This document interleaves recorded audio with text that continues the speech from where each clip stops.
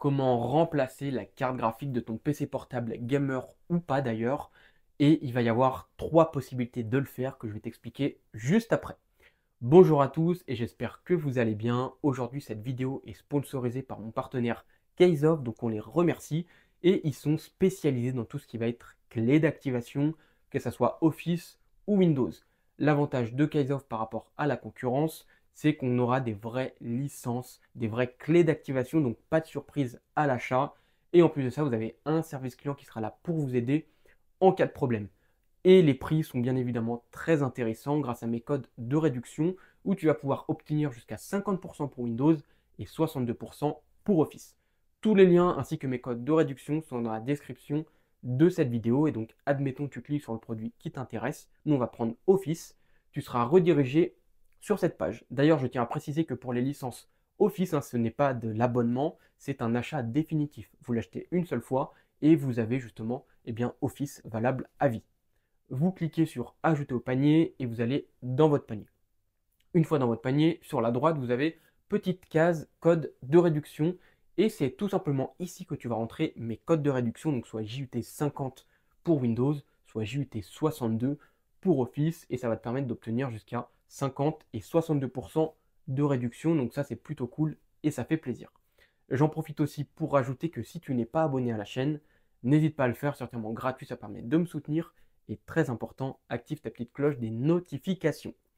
Revenons-en au sujet de cette vidéo, les trois possibilités, les trois façons de faire pour tout simplement changer la carte graphique de ton PC portable gamer ou pas, ou tout simplement améliorer tes performances si tu as déjà un PC par exemple avec une carte graphique mais que malheureusement elle ne te suffit plus et que tu veux en avoir une autre. Donc on va commencer avec la première solution. Donc aujourd'hui on va être sur de la théorie et non de la pratique puisque je n'ai pas toutes ces solutions à disposition. Et on va commencer par celle qui sera la plus simple et la plus facile, c'est tout simplement en Thunderbolt. Si ton PC portable est équipé d'un port Thunderbolt, félicitations, tu vas pouvoir utiliser cette méthode pour pouvoir augmenter les performances de ton PC. C'est une solution qui existe depuis déjà de nombreuses années, avec l'apparition du Thunderbolt 3, et puis maintenant on est sur le Thunderbolt 4, et ça permet justement d'avoir une carte graphique grâce à un boîtier eGPU que tu vas pouvoir trouver sur le marché, moyennant des frais bien évidemment. Ça se vend entre 300 et 400 euros, ça dépend aussi des modèles, auxquels il faudra rajouter bien sûr le prix de ta carte graphique. Donc soit tu te diriges sur le marché de l'occasion et tu peux trouver des bonnes affaires pour pas trop cher, soit tu achètes une carte graphique neuve. En moyenne, une carte graphique aujourd'hui, je dis bien dans la moyenne, on va dépenser 300 euros pour une carte graphique, ce qui fait que pour 600 à 700 euros, tu pourras utiliser cette solution. Sauf bien évidemment si tu trouves un boîtier eGPU d'occasion pas trop cher ou une carte graphique. Ça va dépendre bien sûr de ce que tu veux comme carte graphique et aussi de ton budget, puisque voilà, forcément, toutes ces solutions que je te présente ici ont un coût. C'est pas gratuit. Tu ne peux pas améliorer tes performances comme ça gratuitement, sauf avec un petit overclocking léger. Là, je te parle vraiment d'une solution. Du coup, il y a trois possibilités de vraiment augmenter tes performances. Pas d'overclocking ou quoi que ce soit, vraiment une grosse augmentée en puissance. Du coup, cette solution-là, elle est plutôt simple. Une fois que tu as reçu ton boîtier GPU et ta carte graphique, donc tu as juste à mettre ta carte graphique dans le boîtier GPU et bien évidemment, tu vas brancher ça à ton port Thunderbolt. Une fois que c'est fait, tu vas pouvoir démarrer ton PC et tu vas tout simplement télécharger les pilotes de ta carte graphique, donc AMD ou Nvidia, et puis tu installes tes pilotes normalement, comme quand tu mets une carte graphique sur une tour et que tu vas chercher tes pilotes. Cette solution-là, elle est plutôt simple puisqu'il n'y a pas de modification nécessaire matérielle. Tu n'as pas besoin de démonter ton PC, tu n'as pas besoin de bidouiller quoi que ce soit. La plupart du temps, ça fonctionne plutôt très bien. Pourquoi je dis la plupart du temps? Puisqu'il est possible que parfois il y ait des conflits entre les GPU et que ça fonctionne mal. Donc ça va dépendre de ton PC. Il y a des PC où ça va fonctionner super bien et d'autres où malheureusement tu auras des difficultés à le faire fonctionner. Et il faut bien sûr que ton PC prenne en charge le GPU sur le Thunderbolt puisque on peut avoir des PC en Thunderbolt, mais qui ne prennent pas le GPU. Donc voilà, c'est pareil, il faut bien se renseigner avant d'acheter. Pour moi, cette solution, c'est la plus simple, puisqu'elle ne nécessite pas de modification, comme je le disais, et c'est ce qui permet justement de le faire facilement. Par contre, il ne faut pas oublier qu'avec cette méthode, tu auras une perte de performance GPU. Il faut savoir que si par exemple tu achètes une carte graphique puissante, tu ne pourras pas avoir son plein potentiel, puisque vu que tu es limité au port Thunderbolt qui sera en 40 gigabits, ça va te faire bien évidemment une perte. Donc ça, c'est à prendre en compte, mais tu verras que Le Thunderbolt, ce sera la perte, on va dire, c'est le milieu par rapport aux deux autres possibilités. Il y en a une où tu n'auras aucune perte et une autre où tu auras bien plus de pertes. Donc vraiment, le Thunderbolt, c'est l'entre-deux, c'est le milieu. Pas de modification matérielle, plutôt simple, tu achètes ton boîtier, ta carte graphique, tu branches un Thunderbolt, tu installes tes pilotes. La plupart du temps, ça fonctionne. Ensuite, on va voir une deuxième possibilité qui sera toujours en eGPU, hein, je le mets entre guillemets, mais un petit peu différente. Il faut savoir que chaque PC portable est équipé d'un port PCI. Et forcément, pourquoi? Pour ta carte Wi-Fi. Et oui, la plupart des PC portables, hein, quand elle n'est pas soudée, la carte Wi-Fi, tu as la possibilité de la modifier. Cette carte Wi-Fi, tu peux l'enlever et ça te libère un port PCI. Attention, tu perdras le Wi-Fi, mais en réalité, ce n'est pas le plus gênant puisque tu peux trouver une clé USB Wi-Fi assez facilement et pallier à ce problème, avoir le Wi-Fi facilement. Donc le Wi-Fi n'est pas un problème. Et bien sûr, si tu as la box à côté de toi, tu peux te brancher en câble.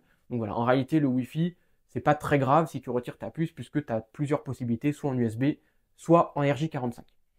La plus grosse problématique de cette modification, c'est que tu vas avoir un fil qui sort de ton PC pour relier ta carte graphique. Et donc, soit la plupart du temps, tu vas devoir découper un petit peu ton boîtier de PC portable pour faire passer le câble, ou alors tu vas remettre le capot à moitié et puis tu auras le câble qui va dépasser. C'est pas pratique parce que si tu as besoin de te déplacer, tu seras sans cesse à démonter ton PC pour retirer cette nappe PCI et donc forcément c'est un peu problématique.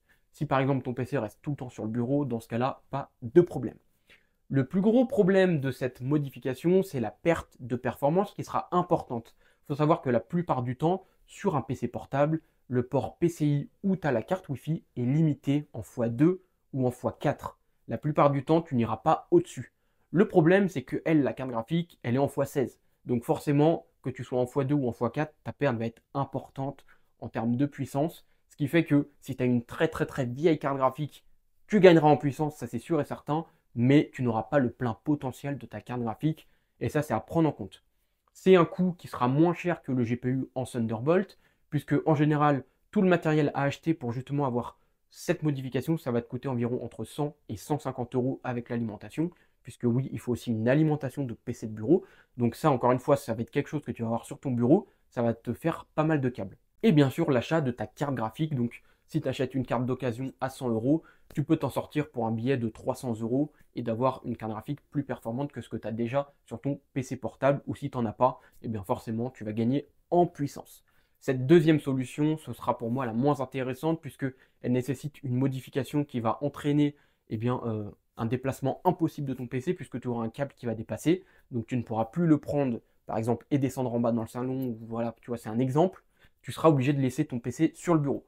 Donc pareil, hein, si tu es étudiant, ce ne sera pas du tout pratique puisque tu vas devoir le démonter tout le temps. Et puis, c'est le moins intéressant parce que la perte de performance est beaucoup plus importante qu'un PC en Thunderbolt.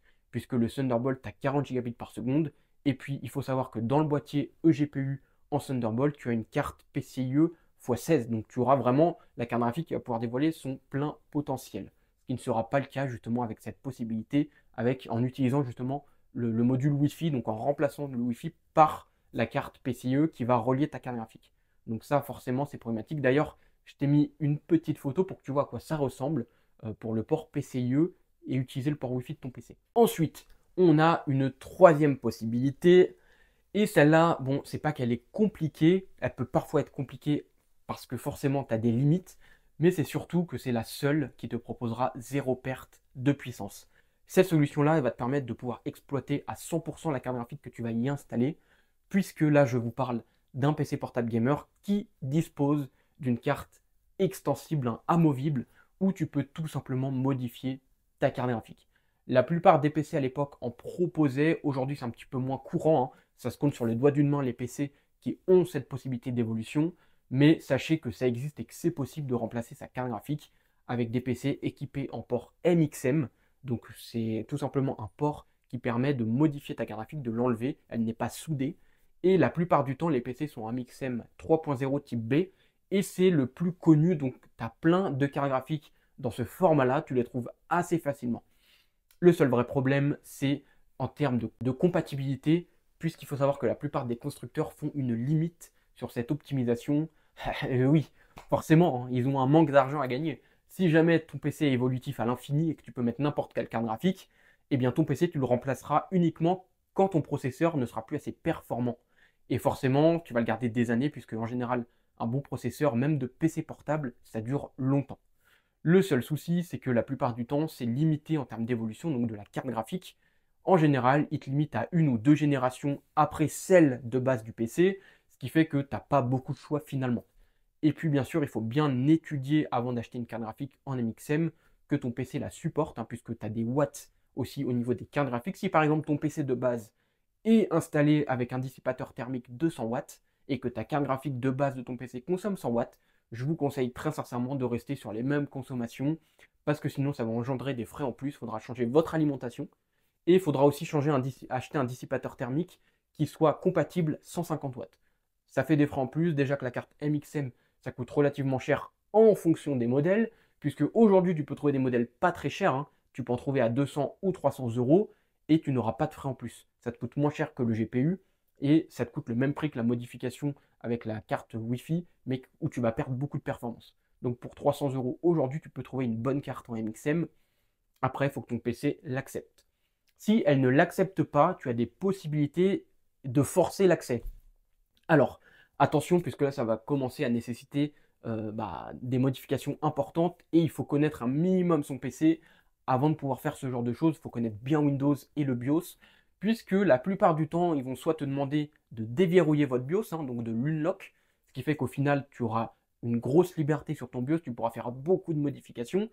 Attention, ce genre de choses peut briquer votre PC, on peut le bloquer, ce qui fait qu'au final, vous aurez un PC inutilisable qui peut être très compliqué à récupérer en cas de mauvaise manipulation de votre BIOS. Donc c'est pas forcément ce que je recommande. Et sinon, après, vous avez la modification de votre pilote NVIDIA pour autoriser votre PC à utiliser cette carte. C'est une modification qui reste assez simple, mais par contre, il ne faudra pas faire les mises à jour de NVIDIA, par exemple, si vous utilisez une carte NVIDIA, puisque à chaque mise à jour, tu devras refaire la manipulation pour modifier justement le pilote pour que ton PC soit accepté avec la carte graphique que tu auras choisie. Pour cette possibilité, j'en avais déjà fait une vidéo que je vous mettrai en description et puis peut-être qu'elle apparaîtra à l'écran où je vous montre comment changer votre carte graphique MXM. Donc je démonte un PC et je le fais avec vous pour modifier la carte. Et ensuite, j'ai fait aussi une vidéo avec la modification du pilote NVIDIA. Donc vous verrez, hein, elle apparaîtra peut-être à l'écran ou elle sera tout simplement en description de cette vidéo. Et vous pouvez aller la regarder, ça vous permet de savoir comment modifier votre pilote NVIDIA. Je n'ai pas fait de vidéo sur la modification du BIOS, donc j'avais déjà une lock, un BIOS, mais voilà, je n'avais pas fait de vidéo à ce sujet, même si ça peut paraître intéressant. Je trouve que c'est une manipulation qui est assez risquée, et forcément, c'est pas quelque chose que je vous recommande de faire. Moi, je l'ai fait en connaissance de cause, hein. Je savais que je pouvais perdre le PC, que je pouvais briquer mon PC, mais je l'ai quand même fait parce que ça m'intéressait de savoir comment ça fonctionnait. Mais en réalité, c'est pas forcément quelque chose que je vous recommande de faire, puisque si tu n'y connais rien, tu peux faire de gros dommages à ton PC. Donc, je ne vous le conseille pas. Donc voilà pour ces trois possibilités. Dis-moi laquelle tu préfères et pour toi, quelle est la plus simple. Pour ma part, je pense que le Thunderbolt restera la solution la plus simple et forcément, ça a un coût un petit peu plus élevé que les autres. Mais après, une fois que tu as acheté ton boîtier EGPU, il faut savoir que ta carte graphique, tu peux la changer facilement sans racheter du matériel derrière puisque tu auras déjà ton boîtier et tu auras ton PC en Thunderbolt. Donc à part changer ta carte graphique dans quelques années, ce sera uniquement le seul coût que tu auras puisque tu auras déjà ton boîtier. Pour moi, c'est la meilleure solution et la plus simple. Après, si tu disposes d'un PC en MXM, bah, forcément pour toi, ça peut être intéressant de le modifier. Attention à te renseigner et à bien choisir une carte compatible sans avoir besoin de faire des modifications de BIOS, etc. Voilà les amis pour cette petite vidéo, pour cette petite théorie, hein. Donc là, on n'est pas dans la pratique, on est uniquement dans de la théorie, comme je l'avais dit. Mais c'était intéressant de vous partager ces solutions. Peut-être qu'il y en avait qui ne les connaissaient pas, ou peut-être qu'il y en avait qui connaissaient uniquement le Thunderbolt et pas les deux autres. Donc c'est pour ça qu'aujourd'hui, je vous ai mis en avant ces trois possibilités d'évolution de votre PC portable, gamer ou pas. Si tu es resté jusqu'à la fin, comme d'habitude, je tiens à t'en remercier. Et si tu n'es pas abonné à la chaîne, n'hésite pas à le faire, c'est entièrement gratuit et ça permet de me soutenir. En tout cas, moi je te souhaite une bonne journée ou une bonne soirée. On se dit à la prochaine. Salut à tous!